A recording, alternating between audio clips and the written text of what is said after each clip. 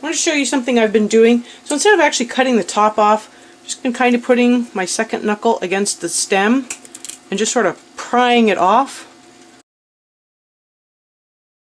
Hello, howdy, and welcome back to the kitchen. Today I am doing candied jalapenos. It's also known as cowboy candy or cowgirl candy. So that is my project for today. I've always wanted to try this. I finally have enough jalapenos, because we went out and bought some, to actually try this. So I am going to get going on that. They're all washed. I will be dicing them up. So that 1870s Homestead, she diced hers up and she said she found it a lot more useful, so I'm going to do that instead of rings. But it can be done as rings or diced up. My kitchen is an absolute disaster because I had to pull out the big bucket of sugar because this calls for 6 cups of sugar and I didn't want to just drain my sugar bowl or sugar gallon container. So that's 2, 3, 4, 5, and 6. Yes, that's a lot of sugar, but it is candied jalapenos. Okay, I'm going to put my kitchen back together again so I can get this bucket out of the way, and I will be back.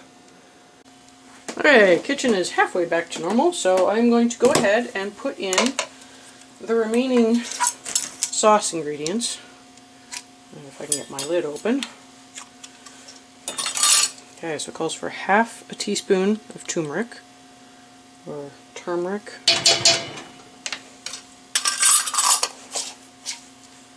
Calls for half a teaspoon of celery seed. Now I really hope this isn't too strong because I really dislike celery seed. Maybe I'll go with a scant teaspoon. Calls for... It actually calls for 3 teaspoons of granulated garlic. Well, 3 teaspoons is 1 tablespoon, so... And I didn't have granulated, I only have powdered. I'm not sure if it makes a difference, so... I don't know if we'll find out. And it does call for ground cayenne. Honestly, I don't see the point of putting that in because, like, it's got enough jalapenos in it. I don't think I need to have it hotter, so we're going to try it this way. And then finally, it calls for 2 cups of cider vinegar. Now, I'm not going to put in 2 cups of cider vinegar. I'm going to put 2 cups of vinegar in total, but not a fan of cider vinegar, so I'm going to put 1 cup of cider vinegar in. I'm probably going to have to get more of this. This stuff has lasted me forever because I always cut it with white vinegar, which I actually prefer a lot more. So I'm putting in 1 cup of each, but you need 2 cups total of your vinegar of your choice. Okay, so I'm going to get that going on a medium temperature. Medium heat, mostly because I need to cut up all of these peppers. Where's my big spoon? Oh, my big girl spoon. So I kind of want this to come up to temperature slowly. That way it doesn't do anything weird while I'm doing other things. Be prepared to turn your spoon yellow. Okay, so jalapenos. I will be wearing gloves for this because I have made that mistake in the past. Now I don't need to do a lot of processing on these. Mostly it's just cutting the tops off and then cutting them up. Now the original recipe says to do rings. I am going to cut each one in half after taking the top off. And I'm going to put it in here. I make a lot of noise, but I'm going to cut them up into smaller pieces this way. I don't have any fancy KitchenAid or any of that stuff, so I got a nice Bosch, but I don't have the attachments for it, so by hand it is. I will speed through this because you really don't need to listen to that.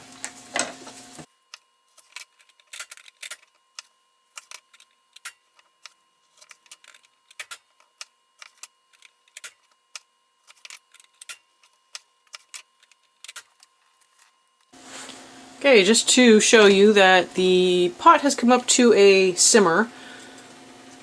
it was boiling a little bit ago, but it's simmering now, so I need to let that simmer at least 5 minutes. It's probably going to just keep going until I finish up with the peppers. I do still have quite a few peppers left, but I want to show you something I've been doing. So instead of actually cutting the top off, I've just been kind of putting my second knuckle against the stem and just sort of prying it off.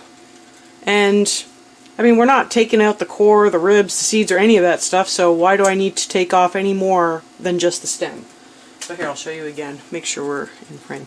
So knuckle, thumb, and I just pry to the thumb, and it comes off.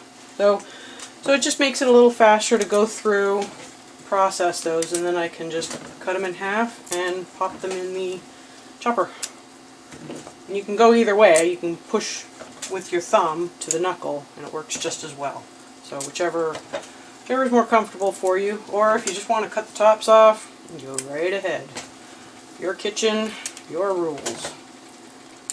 So I'm going to get back to these, and this is going to continue simmering. I'll show you again. So it's just doing a light simmer.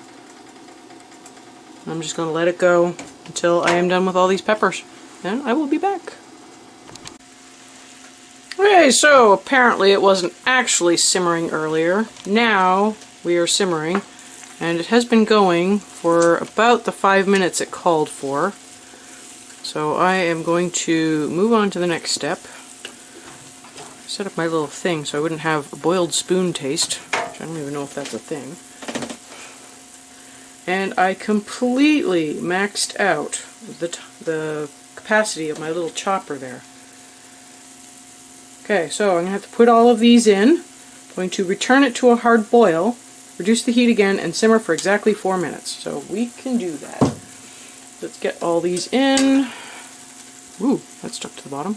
Preferably without getting oily stuff all over our hands. Maybe I should put my gloves back on.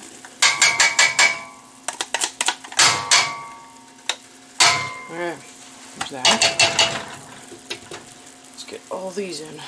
See if I can make a big mess.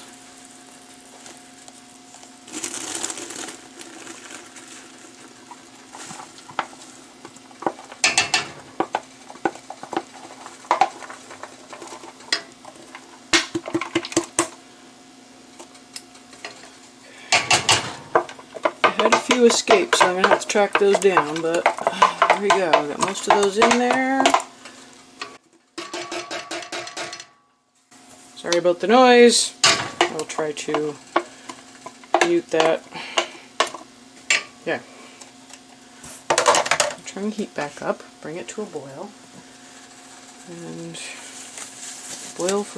simmer for 4 minutes.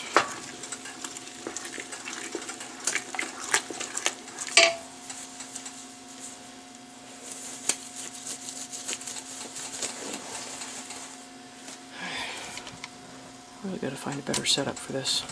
Okay, that's how we are looking.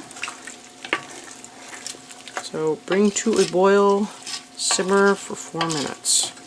So I did turn it up.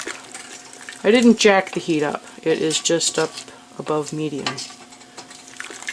Ooh, I can smell the spice coming off of that. Okay, we'll be back. Okay, it is boiling. So I will probably let that go a little bit longer to make sure it's up to a full rolling boil, and then I need to simmer for 4 minutes. Yeah, see, I don't think that's at a full boil because I can stir that down. So I'll just speed through until we get to a nice boil, just so you can see. And if you haven't already, now is also a good time to get your water bath canner on with some jelly jars in there. It recommends half pint jars, which are jelly jars. You could do it in quarter pints, which are half jellies, the 4-ounce jars. It would be the same processing time for both. So I have mine on a back burner, trying to warm them up, because I got it going a little bit late. My water was cold to start, so I'll just take it a little bit longer. Yeah, I don't think that was at a boil yet. Ooh, it smells spicy in here. Okay, I do believe we are at a boil, so I am going to turn that down, set a timer for 4 minutes, and allow that to simmer.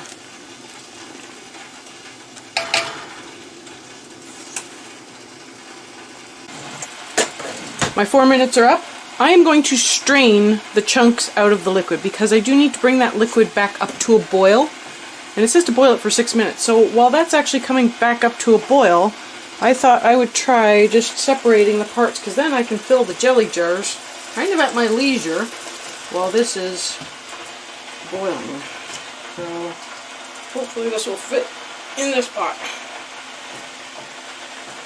Alright. Well, that went relatively smoothly. Let's see if I can get the last few chunks out.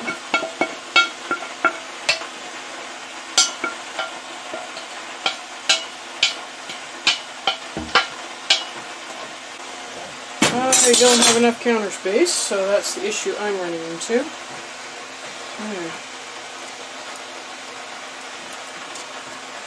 That's just going to go in there. This needs to go back on, and I need to bring that up. I thought it said a hard boil for 6 minutes, so get that temperature turned back up. And I'm going to start pulling out some jars, and I'm going to start filling them.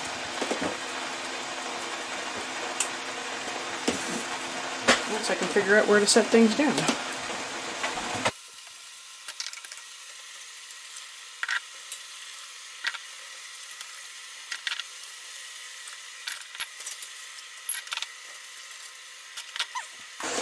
So I prepped 6 jars. It says it does 4 to 6, so I guess, I mean, it should be pretty standard because the recipe is in weight, but, you know, sometimes things shrink.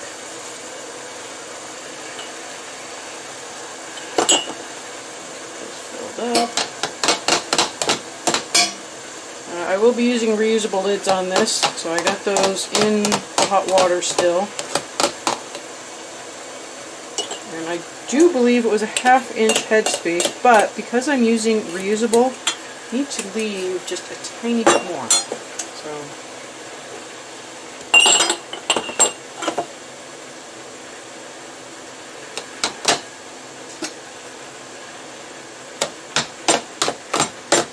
and it is my understanding that if there's juice left over, it's possible to either just can that and save it for the next batch, or just make another batch right away, or possibly use it for other things.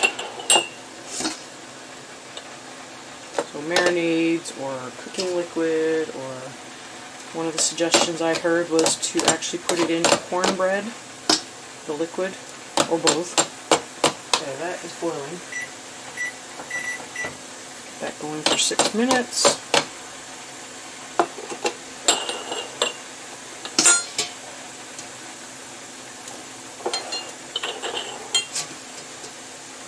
Now, I did end up having to open a door. The vent on my stove doesn't vent anywhere except in my face, so yeah, it was starting to get a little spicy in here. That's just something to be aware of. If you decide to make this recipe, you might have to open a door, or make sure you have a nicer vent than I do. Yeah. So I got almost 5 full jars. This one is, I do believe it'll be a scant jar, but I can fill it up with extra liquid, so it will be full. That isn't always a luxury.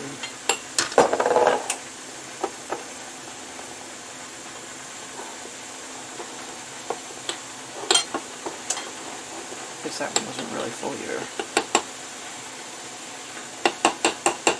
There. Get this out of the way. Okay, I am back. The processing time is done for this. Oh my god, everything feels sticky. Sticky. So, let's get this syrup in. I got something to wipe rims. I have tongs to get my lids out. I even have a ladle, which I need to get. And I have a debubbling tool just to get the bubbles out. Oh my gosh, that's syrupy. I'm not joking when they say candied.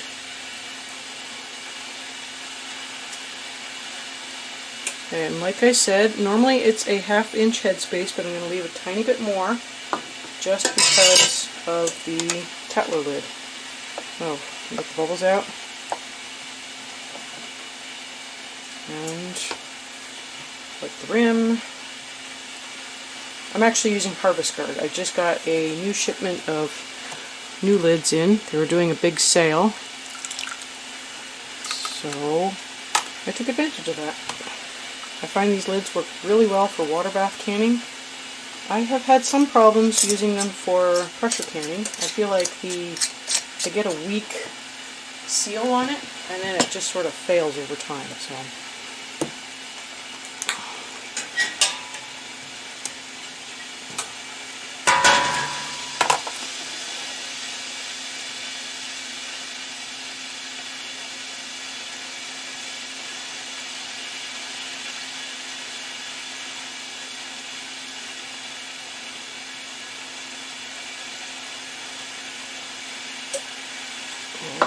That might be off the road on that one. Let's see. Oh yeah, that can take a little bit more. Important to get those bubbles out, because that will also compromise your seal.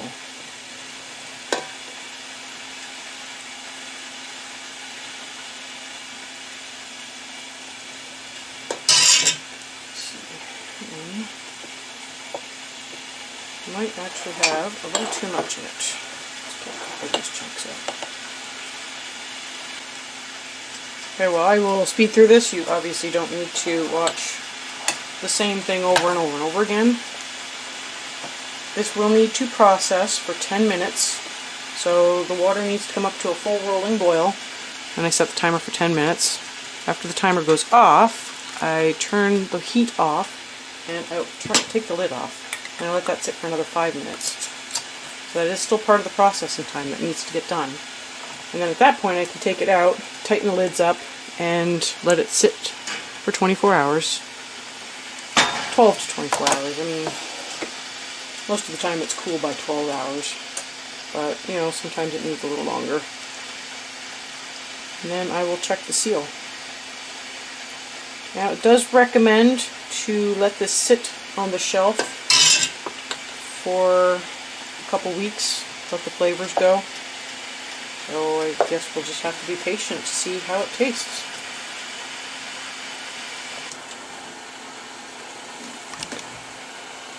And away we go. Those are the jars in the canner. Definitely need to be a better setup than this, but I will bring you back when they are done and sealed up and show you how they turned out. So this is the cowboy candy. So it created 4 jars plus 2 pint jars of juice, just juice. Now all the ones with the band still on, those ones did not seal. I might reseal them, like reprocess them. I'll just have to, I'll think about it. 3 jars is a little bit more than I want to deal with. I mean, I guess I could just dump the juice if I don't find a good use for it in the short term, but I don't know how fast we'll go through these or if we'll even like it. So we did open one and take a sniff of it, and it wasn't really something we thought was up our alley, so I might have to just try it on something to see if we actually like it or not. If you have any good uses for cowboy candy, let me know, so that, I mean, I know how to use it as well, because this is our first time making it. I mean, it appears to have turned out, but that doesn't necessarily mean anything, and it doesn't mean we'll like it. But I hope you found this video useful. If you did, please like and share so other people can also find this video. If you want to see what I did last time, I will put a video link to it here. And I will see you next time on the Aerogarden Homestead.